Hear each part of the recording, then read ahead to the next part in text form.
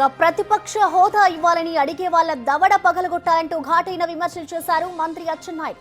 సభకు హాజరు కాకపోతే అనర్హత వేటు అంశంపై స్పీకర్ నిర్ణయం తీసుకుంటారని అచ్చెన్నాయుడు చెప్పారు.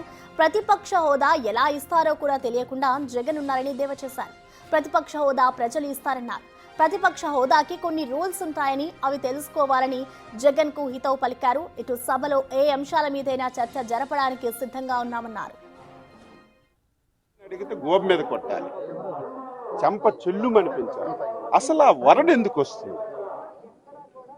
ఈరోజు ముఖ్యమంత్రిగా పోయావు, నాకు ముఖ్యమంత్రి ఇస్తేనే శాసనసభకు వస్తానంటే దానికి అర్థం ఉందా?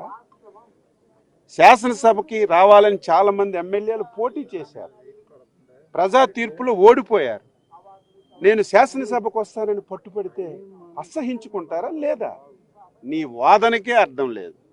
ప్రజాస్వామ్య వ్యవస్థలో నువ్వు చేసినటువంటి ఈ వాదన ప్రతి ఒక్కరూ అసహించుకుంటున్నారు.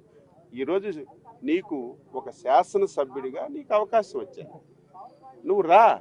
నీదొక రాజకీయ పార్టీ, నీ పార్టీ తరఫున ఏ అంశం నువ్వైనా లేవనెత్తే అవకాశం వస్తుంది. ఈరోజు మేము మీ అందరూ సజీవ సాక్షులు, 22 మంది ఎమ్మెల్యేలు ఉన్నాం. మాకు ఎన్ని అవమానాలు చేశారో మీ అందరూ చూశారు.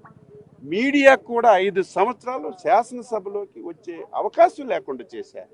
అలాగని చెప్పి మేము శాసనసభ ఎగ్గొట్టలేదే.